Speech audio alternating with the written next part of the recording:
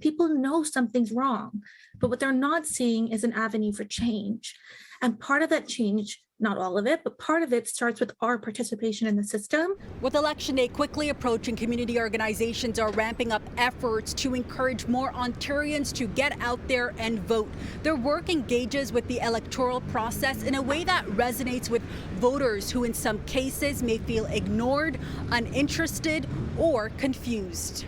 It often feels like it is older generations and the elite who are having decisions about the future, and a lot of young people aren't really allowed into those conversations or part of those conversations in a meaningful way.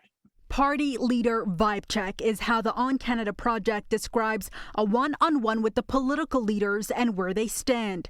Targeting mainly Gen Z and millennials, the group uses social media to bridge information gaps to encourage Canadians to mobilize, including them in critical conversations, including on housing, affordability, and systemic barriers, and then helping voters find their voice. What we wanted to create is like an informed best friend who could take the news or the information that's being shared and break it down in a way that explains like why this matters or what are the implications of these decisions and why should more of us care. Queer Vote Ontario is a nonpartisan coalition of over 42 LGBTQI plus community organizations and allies. The campaign has hosted panel discussions asking candidates to pledge their support. Tonight we're going to see where you all stand, and we're going to ask for your truth. Also recently holding a debate with local candidates in the community. It was a way of helping queer and trans community members know what the political parties are saying about our issues and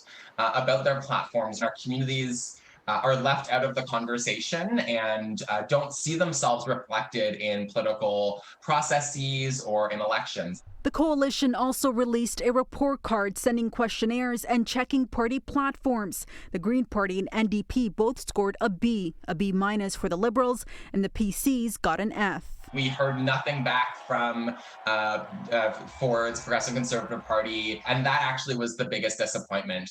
Equal Voice, a national nonpartisan organization, works to elect women at all levels of government, also encourages voters to participate in the electoral process. Whether it's by volunteering or donating or, other ways that people can support, we really hope that everyone will be doing that. Now, voter engagement doesn't start and stop with casting a ballot. These organizations say it's equally important to continue encouraging Canadians to remain engaged in the democratic process much after the election has been called and officials get to work.